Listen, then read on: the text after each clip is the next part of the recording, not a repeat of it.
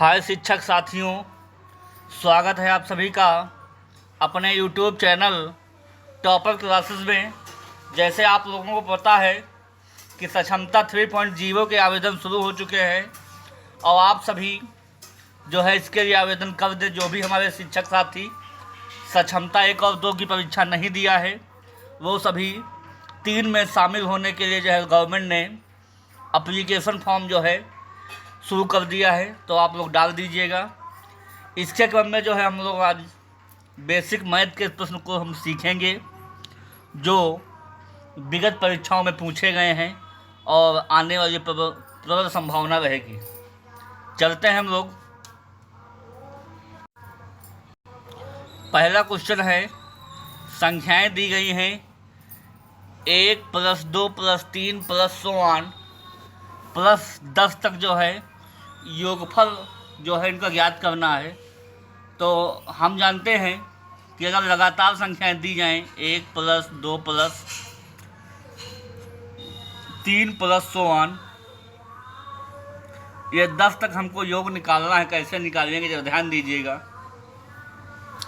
अगर n पदों का योगफल निकालना हो तो उसके लिए सूत्र होता है n + 1/2। जहाँ n जो है अंतिम पद होता है, मतलब 1 से 10 तक है तो 10 हो जाएगा। 10 में जोड़ेंगे 11 हो जाएगा, बटा में 2 हो जाएगा। 2 1 कम 2, 2 पंचे 10। 11 × 55 जो है इसका योग जो है हो जाएगा ऑप्शन नंबर इसका तीसरा सबसे बेहतरीन जवाब हो जाएगा। समझ में आ गया होगा दोस्तों आप लोगों को। इसी क्रम में हम लोग बात करेंगे, चाहे जितने भी पद का निकालना हो, 1 से 100 तक भी निकाल सकते हैं, 1 से 50 तक भी निकाल, लगातार मगर जो है संख्याओं का जो है हम लोग निकाल सकते हैं। समझ में आ गया होगा दोस्तों। अगले क्वेश्चन पे हम लोग चलेंगे। अगला क्वेश्चन है, वेरी इंपॉर्टेंट रहेगा कि सबसे छोटी अभाज्य संख्या है 0 है कि 1 है कि 2 है कि 4 है। तो जो सबसे छोटी संख्या अभाज्य हो जाएगी वो हो जाएगी 2। ऑप्शन नंबर इसका तीसरा सही जवाब हो जाएगा। सबसे छोटी अभाज्य संख्या 2 हो जाएगी और सबसे छोटी जो है भाज्य संख्या जो है वो 4 हो जाती है। तो इस प्रकार से जो है हो जाता है। तो समझ में आ गया होगा दोस्तों आप लोगों को। अगले क्वेश्चन पे हम लोग चलेंगे, देखेंगे। अगला क्वेश्चन है, संख्या 345 की होल पावर 153 दिया गया है में इकाई अंक पूछा जा रहा है। इकाई अंक बताना है। तो क्या होगी? 6 होगा, 4 होगा कि 5 कि 2? देखिएगा, इस संख्या में हमको पता करना है इकाई अंक कौन सा है। तो इस संख्या में इकाई अंक है 5। तो एक नियम होता है, अगर 0 है, 1 है और 5 है और 6 है, अगर इकाई अंक की होल पावर कुछ भी दिया हो 1 से लेकर इन्फिनाइट तक, तो उसका जो इकाई अंक है वही संख्या हो जाती है। इकाई अंक जो है वही संख्या हो जाती है। अगर 0 इकाई अंक है और उसकी पावर कुछ और है तो 0 हो जाएगा। 1 इकाई अंक है तो 1 ही हो जाएगा, पावर चाहे जो कुछ हो। अगर 5 हो तब भी 5 हो जाएगा और 6 हो तो तब भी 6 हो जाएगा। तो इस प्रकार से जो है हो जाता है। समझ में आ गया होगा दोस्तों आप लोगों को। तो यहाँ पे इकाई अंक 5 था तो नियम कहता है 0 1 5 6 में जो इकाई अंक होगा वही हो जाता है। तो ऑप्शन नंबर इसका तीसरा सबसे बेहतरीन जवाब हो जाएगा। अगले प्रश्न पर हम बढ़ेंगे। अगला प्रश्न रहेगा कि संख्याएं आपको दी गई हैं 79 × 80 × 81 × 82 × 83। इकाई अंक हमको पता करना है। तो इकाई अंक में हमने देखा है कि 1 0 आ गया है तो शून्य की किसी भी इकाई अंक से गुणा हम लोग करेंगे तो शून्य हो जाता है। तो इसका ऑप्शन नंबर पहला सही जवाब हो जाता है। इसके अलावा अगर आपको इकाई अंक 5 और 2 मिल जाएं तब भी इकाई अंक कौन सा है, शून्य आ जाएगा। ये भी आप लोग नियम याद रखिएगा, अगर अंत में शून्य है तो इकाई अंक भी जो है शून्य हो जाता है। समझ में आ गया होगा आप लोगों को।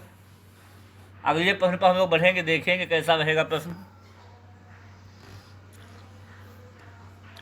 अगला भिन्न दिया गया है आप लोगों को, भिन्न का योगफल बताना है। देखिए भिन्न है 4/6 और 8/12, इन दोनों को आपस में योग करना है। ऊपर की संख्या अंश कहलाती है, नीचे की संख्या हर कहलाती है। जब हर समान नहीं हो तो हम लोग हर का जो है हम लोग रास्ता ले लेते हैं। 6 और 12 का रास्ता कितना हो जाएगा, 12 हो जाएगा। 6 को 12 बना देंगे, 6 दूने 12, 4 को 2 से कर देंगे 8 और प्लस 8 कितना हो जाएगा, 16 बटे में कितना हो जाएगा 12, 16 बटे में 12 हो जाएगा। इसको हम लोग काट देंगे 4 से, 3 चक्कू 12 होता है और 4 चक्कू 16 होता है। तो 4/3 जो है ऑप्शन नंबर इसका पहला सही जवाब हो जाएगा। समझ में आ गया होगा दोस्तों आप लोगों को। अगले प्रश्न पर हम बढ़ेंगे, देखेंगे कैसा रहेगा प्रश्न। अगला है 10 रुपये और 50 पैसे को हमको जो है पैसे में कन्वर्ट करना है। देखते हैं कितने पैसे होंगे। देखिए 1 रुपये में जो है 100 पैसे होते हैं। कितने पैसे, 100 पैसे होते हैं। तो इस हिसाब से 10 रुपये में कितने पैसे हो जाएंगे, 10 रुपये में 100 से मल्टीप्लाई कर देंगे हम लोग, 1000 हो जाएगा। 1000 जो है हो जाएगा, उसमें 50 पैसे और जोड़ देंगे तो हो जाएगा 1050। तो ऑप्शन नंबर इसका दूसरा 1050 जो है पैसे सही जवाब हो जाएगा। समझ में आ गया होगा दोस्तों आप लोगों को। अगले प्रश्न पर हम बढ़ेंगे। अगला प्रश्न वेरी इंपॉर्टेंट रहेगा। ऐसा प्रश्न जो है सक्षमता 1 और 2 में पूछा गया है कि चीनी के मूल्य में 25% की वृद्धि हो जाने से एक गृहिणी अपने खर्चे में कितने प्रतिशत की कमी करे जिससे उसका खर्चा ना बढ़े, बताइएगा। देखिए मान लेते हैं कि गृहिणी का खर्चा 100 रुपये है पर डे का, बट चीनी के मूल्य में भी 25% की वृद्धि हो गई। अब 100 वाली चीज़ आपको जो है 125 में मिलेगी, बट उस गृहिणी को रास नहीं आया। वो कहती है हमको 100 में ही खर्चा करना है, तो खर्च को कितने प्रतिशत कम करना होगा। देखिए 125 वाली चीज़ हमको 100 में ही खरीदनी है, तो 25 की कमी करना पड़ेगा। कितने पर, 125 पर और गुणा में 100। तो इस हिसाब से जो है 25 से कम 25, 25 पंचे और 5 से कम 20 पंचे, जो है 20% इसका जो है सही जवाब हो जाएगा। ऑप्शन नंबर इसका पहला सही जवाब हो जाएगा। अगले प्रश्न पर हम लोग बढ़ेंगे। अगला प्रश्न है कक्षा 20-30 का वर्ग चिन्ह ज्ञात करना है हमको। वर्ग चिन्ह कैसे हम लोग ज्ञात करते हैं, जब ध्यान दीजिएगा तो कोई भी आपको अंक दिया गया है उसका वर्ग चिन्ह निकालना है, तो सीधा उसका औसत निकाल दीजिए, जोड़ दीजिए 20 + 30 बटा में 2, तो 25 आ जाएगा। इसका कितना, 25 इसका सही जवाब हो जाएगा। समझ में आ गया होगा दोस्तों आप लोगों को। अगले प्रश्न पर हम चलेंगे। अगला प्रश्न है, ये भी सक्षमता 2 में पूछा गया प्रश्न है। वेरी इंपॉर्टेंट रहेगा। पुनः इस बार जो है प्रबल संभावना रहेगी। ईंट का आकार होता है, वृत्त होता है कि घन के रूप में होता है, घनाकार होता है कि आयत होता है, बताइएगा आप लोग। जो ईंट का आकार होता है वो घनाकार आकृति में होता है, इसलिए ऑप्शन नंबर जो है इसका तीसरा सबसे बेहतरीन जवाब हो जाएगा। समझ में आ गया होगा दोस्तों आप लोगों को। अगले क्वेश्चन पे हम लोग बढ़ेंगे।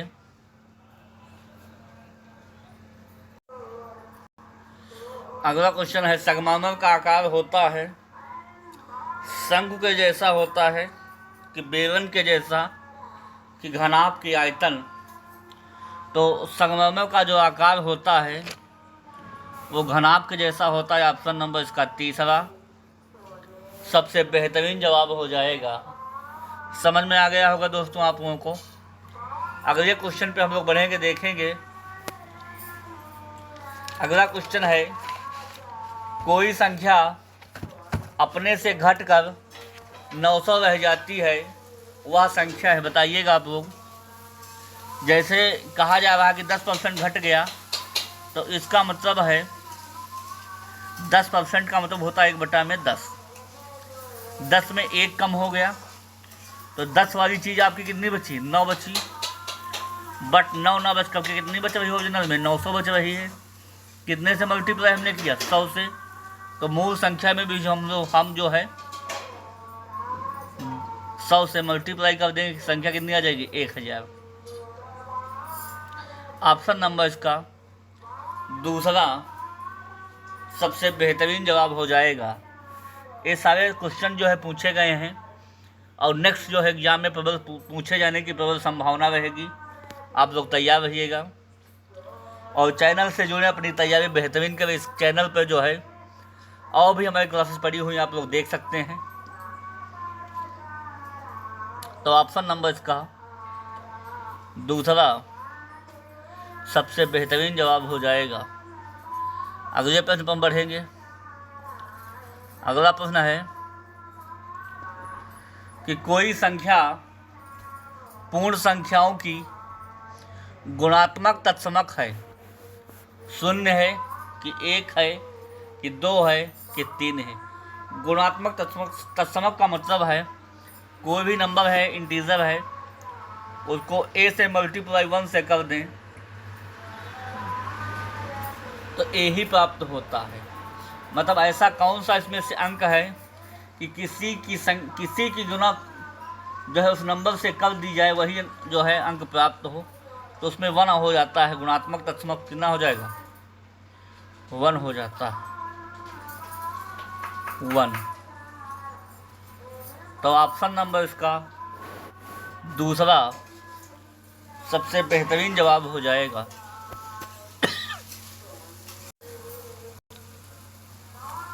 अगले प्रश्न पर हम बढ़ेंगे। अगला प्रश्न है, क्रम में आगे क्या आता है? देखिए, 2 है, उसके बाद 4 है, 10 है, 28 है, उसके आगे क्या होगा? देखिए, 2 से 4 बना, कितना जुड़ा? 2। 4 से 10 बना, कितना जुड़ा? 6। 10 से 28 बना मतलब 18। तो देखिए, 2 का 3 गुना 6 है, 6 का 3 गुना 18, 18 का 3 गुना मतलब 54 जो है इसका जोड़ दिया जाएगा। तो इस हिसाब से 28 54 जोड़ देंगे तो 82 आ जाएगा। कितना आ जाएगा? 82। ऑप्शन नंबर इसका चौथा सबसे बेहतरीन जवाब जो है हो जाएगा। समझ में आ गया होगा दोस्तों आप लोगों को। अगले क्वेश्चन पे हम लोग चलेंगे।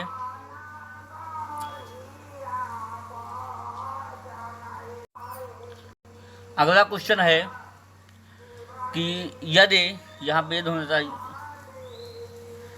यदि 2 संख्याओं का योग 16 है, उनका गुणनफल 63 है, तो बड़ी संख्या कौन सी है? बताइएगा आप लोग। मान लिया 2 संख्याएं a और b हैं, इनका योग है 16 और ए बी आपको दिया गया है 63।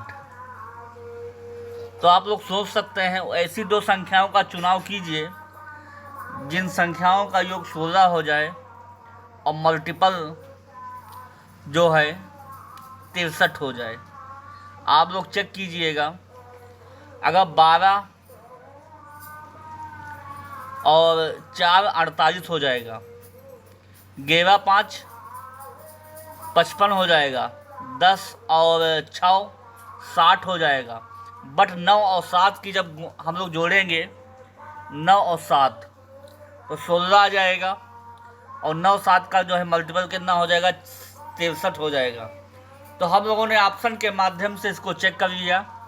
इसमें से जवाब नंबर जो है पहला इसका सही जवाब हो जाएगा। 9 इसका बड़ी संख्या हो जाएगी। हम लोग चारों ऑप्शन चेक कर लिया कि अगर बड़ी संख्या जो है इस दिया है तो उसमें से 16 हमने घटा के चेक कर लिया। तो इस प्रकार से कुछ सवाल ऐसे होते हैं जिनको जो है हम लोग जो है ऑप्शन के माध्यम से बना सकते हैं। अगर चैनल से जुड़े रहेंगे तो ऐसे ट्रिक देखने के लिए आप लोग इस चैनल से जुड़िए और अपनी तैयारी को बेहतरीन और शानदार बनाइए और एक विशिष्ट शिक्षक का पद जो है आप लोग प्राप्त कीजिए। अगले क्वेश्चन पर हम लोग चलेंगे। अगला क्वेश्चन पूछा गया था ऐसा कि किसी संख्या का 40% 380 है तो वह संख्या क्या है, बताइएगा आप लोग। देखिए, माना संख्या x है, x का जो है 40% कितना हो जाएगा 380 हो जाएगा। तो अब लिखा x और 40 बटा में कितना हो जाएगा 100 हो जाएगा, बराबर कितना हो जाएगा 380। 0 से 0 हमने जो है काट दिया। इधर देखिएगा 4 9 36 हो जाएगा, 4 पंचे 20 और 10 की गुणा इधर से करा देंगे हम लोग तो हो जाएगा 950। 950 इसका सही जवाब हो जाएगा। ऑप्शन नंबर इसका चौथा सबसे बेहतरीन जवाब हो जाएगा। समझ में आ गया होगा दोस्तों आप लोगों को। तो ये कुछ प्रश्नों की श्रृंखला थी जो समाप्त होती है। आप लोग बताइएगा सेशन कैसा लगा। अगर अच्छा लगा हो तो कमेंट कीजिएगा। ऐसे क्लासेस के लिए मैं इससे बेहतरीन क्लास आपको देने का जो है प्रयास करूँगा। और चैनल से जुड़े रहिए, अपनी तैयारी को बेहतरीन कीजिएगा। तो आज के लिए इतना ही, शेष कल। Okay, thank you.